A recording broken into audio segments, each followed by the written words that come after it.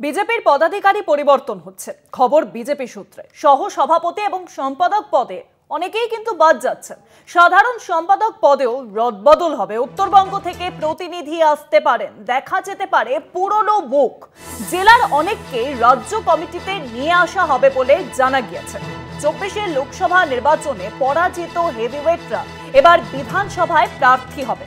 প্রার্থী হলে সংগঠনের বড় দায়িত্ব থেকে কারোকে ছেঁটে দেওয়া হবে, খবর বিজেপি সূত্রে।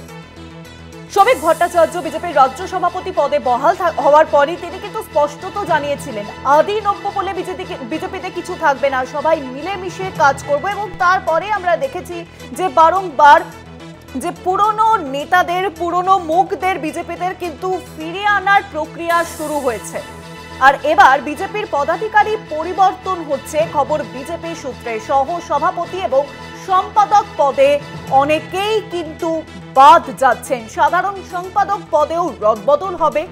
উত্তরবঙ্গ থেকে প্রতিনিধি আসতে পারেন। আমরা জানি যে বিজেপির কিন্তু শক্ত ঘাঁটি উত্তরবঙ্গ, এবং সেখান থেকে এবার প্রতিনিধি আসতে পারে, দেখা যেতে পারে কিন্তু বেশ কিছু পুরনো মুখকে।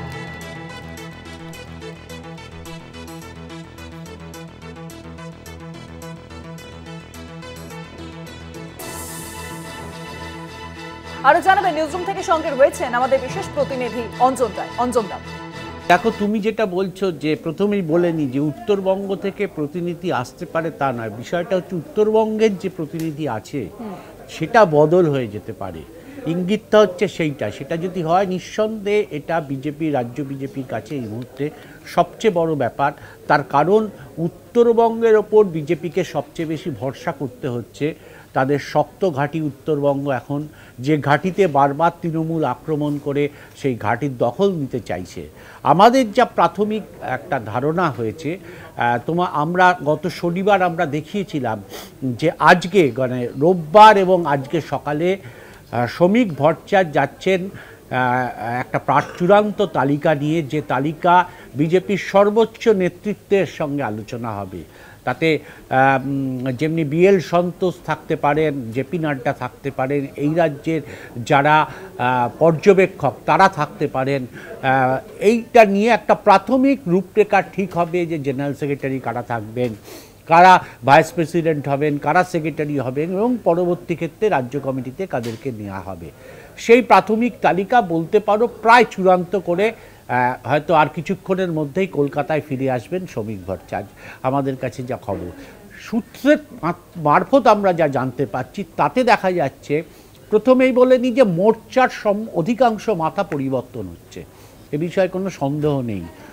26-এর বিধানসভা আগে মোর্চার মাথাদের পরিবর্তন করছে শ্রমিক ভট্টাচার্যের নেতৃত্বাধীন বিজেপি পার্টি। বিশেষ করে যুব মোর্চার মাথা পরিবর্তন হচ্ছে। এর সঙ্গে সঙ্গে বেশ কিছু সহসভাপতি এবং সম্পাদক পদে রদবদল হচ্ছে। জেনারেল সেক্রেটারি পদেও রদবদল করা হচ্ছে বলে আমাদের কাছে খবর এসছে। এবং সেক্ষেত্রে ইম্পর্টেন্ট যে উত্তরবঙ্গ থেকে নতুন মুখ নিয়ে আসা হবে। যিনি আছেন তার বদলে উত্তরবঙ্গ থেকে নতুন মুখ নিয়ে আসা হবেন।